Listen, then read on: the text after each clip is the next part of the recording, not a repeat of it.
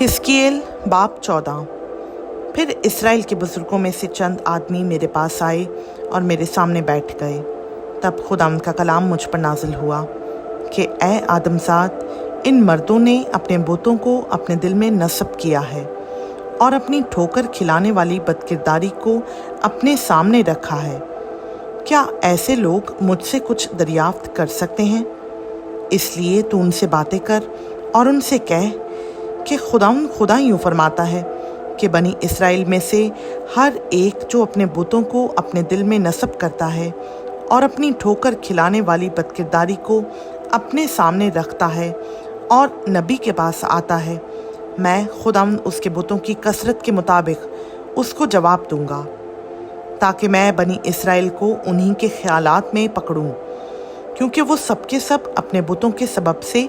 मुझसे दूर हो गए हैं। इसलिए तू बनी इसराइल से कह, खुदावंद खुदा यूँ फरमाता है कि तौबा करो और अपने बुतों से बाज आओ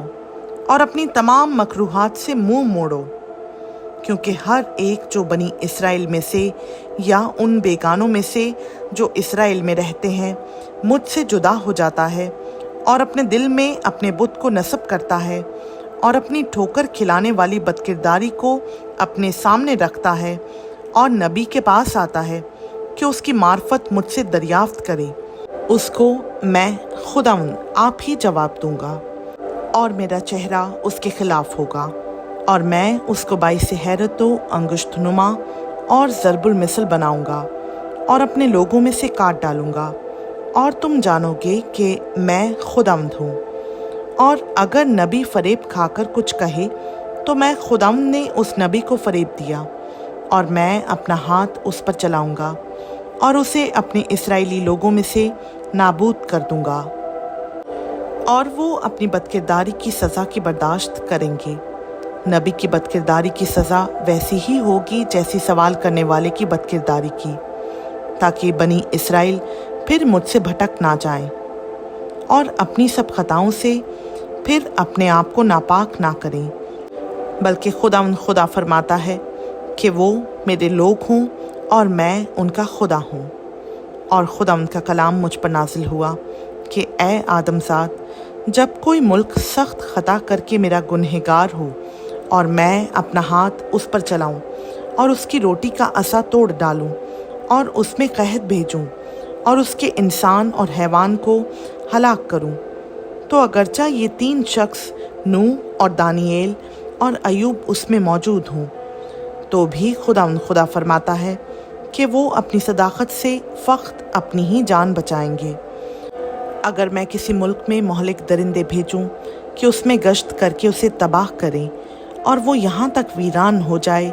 कि दरिंदों के सबब से कोई उसमें से गुज़र ना सके, तो खुदा फरमाता है कि मुझे अपनी हयात की कसम, अगरचा ये तीन शख्स उसमें हों तो भी वो ना बेटों को बचा सकेंगे ना बेटियों को, फ़ख्त वो खुद ही बचेंगे और मुल्क वीरान हो जाएगा। या अगर मैं उस मुल्क पर तलवार भेजूं और कहूं कि ए तलवार मुल्क में गुजर कर और मैं उसके इंसान और हैवान को काट डालूं, तो खुदा फरमाता है कि मुझे अपनी हयात की कसम, अगरचा ये तीन शख्स उसमें हों तो भी ना बेटों को बचा सकेंगे ना बेटियों को, बल्कि फ़ख्त वो खुद ही बच जाएंगे। या अगर मैं उस मुल्क में वबा भेजूं और खून रेज़ी कराकर अपना कहर उस पर नाजिल करूं कि वहाँ के इंसान और हैवान को काट डालूं, अगरचा नूह और दानिएल और अयूब उसमें हों, तो भी खुदा फरमाता है, मुझे अपनी हयात की कसम, वो ना बेटे को बचा सकेंगे ना बेटी को, बल्कि अपनी सदाकत से फ़ख्त अपनी ही जान बचाएंगे। बस खुदा यूँ फरमाता है कि जब मैं अपनी चार बड़ी बलाएं यानी तलवार और कहत और मोहलिक दरिंदे और वबा यरूशलेम पर भेजूं कि उसके इंसान और हैवान को काट डालूं, तो क्या हाल होगा? तो भी वहाँ थोड़े से बेटे बेटियां बच रहेंगे जो निकाल कर तुम्हारे पास पहुँचाए जाएंगे, और तुम उनकी रविश और उनके कामों को देख कर उस आफत की बाबत जो मैंने यरूशलेम पर भेजी और उन सब आफतों की बाबत जो मैं उस पर लाया हूँ तसल्ली पाओगे, और वो भी जब तुम उनकी रविश को और उनके कामों को देखोगे तुम्हारी तसल्ली का बाइस होंगे, और तुम जानोगे कि जो कुछ मैंने उसमें किया है बेसबब नहीं किया। खुदा फरमाता है। खुदा का पाक कलाम का पढ़ा, सुना, समझा और क़बूल किया जाना हम सबों के लिए बाइस बरकत हो। आमीन।